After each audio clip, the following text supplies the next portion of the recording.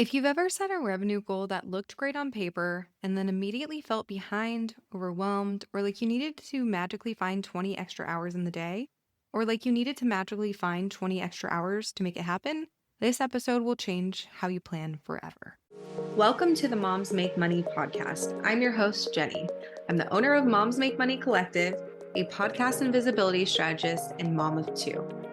Many moms feel like we need to sacrifice our careers for our children, but I wholeheartedly believe that we can have a thriving business and family at the same time.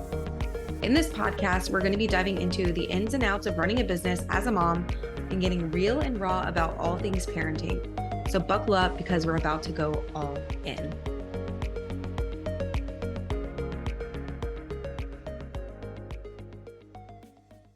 Hey, and welcome back to the Moms Make Money podcast, the show where we build profitable, sustainable, service-based businesses in 20 hours a week or less.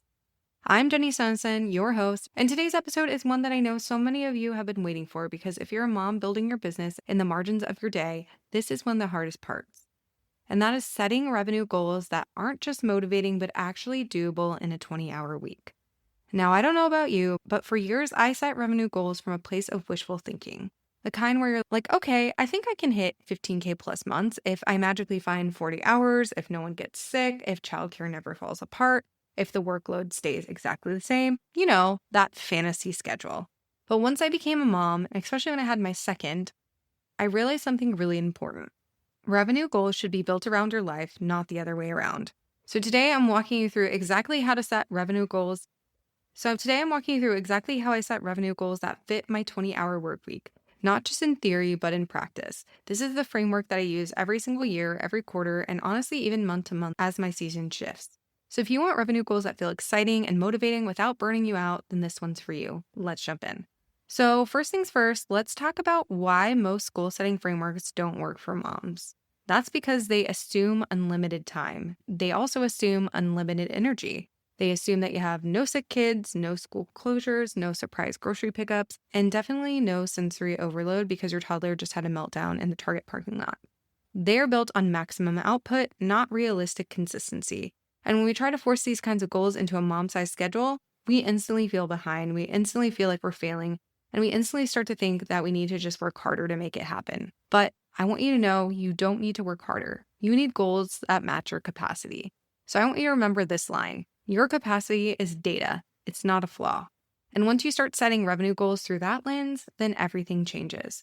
So the first step here is to start with your real capacity. It's not choosing a number, it's choosing my hours. Because if I only have 20 hours a week during the school year and closer to like 12 to 15 in the summer, setting a revenue goal based on a 40-hour work week just doesn't make sense. So here's how I figure out my true capacity. The first thing I do is I calculate my actual weekly working hours, not my ideal hours, not if everyone naps perfectly hours, not once the season slows down hours, my real weekly hours after drop off and pickup, sick days, appointments, sports practices, and unexpected chaos because we're moms, it's going to happen. Most weeks, for me, that is genuinely about 20 hours, might be more or less for you depending on what season of life you're in. Then I map out my weekly rhythms. So for me, that looks like morning work blocks after I drop all the kids off at school, a hard stop for pickup at, 3:15-ish at the latest, no working on the weekend, no heavy tasks after 2:30 p.m., and mornings reserved for deep work as much as possible. I protect these rhythms because they protect my sanity. Then I adjust for the season that I'm currently in. During launches or big events, I might work 22 to 25 hours, so that might include some nights and weekends. But during summer, it's more like 12 to 15. This is important because your revenue goal should match your season, not the calendar year. So if you skip this step, then everything else falls apart. The second step is to reverse engineer your offers. So once my capacity is set, then I take a look at revenue. But I don't start with a random number like, ooh, I want to hit 120K this year. I start with my offers because your offers dictate your income far more than your motivation does. So here's the order that I follow. The first thing I do is list out my core offers. So for me, that is podcast launches, podcast management, podcast coaching, any digital products I have, my membership, and workshops and mini programs that I have. Then I calculate each offer's cost per hour. This is the magic step that most people skip. So ask yourself, How many hours does this offer actually take per client per month? So for example, if a $2,500 podcast launch requires 5 hours of your work, that's essentially $500 an hour. And if a $197 workshop takes 20 hours to create and you only sell 5 of them, that's about $10 an hour. This doesn't mean don't create the workshop, but it does mean that you need to know how it impacts your revenue goals and time. And also as a caveat, it is not only taking 5 hours of work for a podcast launch, but I just wanted it to be simple numbers. All right. The next thing to do is to set offer-based revenue goals. So instead of guessing, I ask myself these questions. How many clients can I realistically handle in this season? How many coaching calls do I have space for on a weekly basis? What offers scale best in this season? And which feel aligned with my energy and capacity? And then if the offer doesn't fit the 20-hour work week, then the offer doesn't make the plan. This is where many moms free themselves because suddenly you're not forcing yourself into a business model that doesn't match your life as it is right now. This allows you to build a model around your life.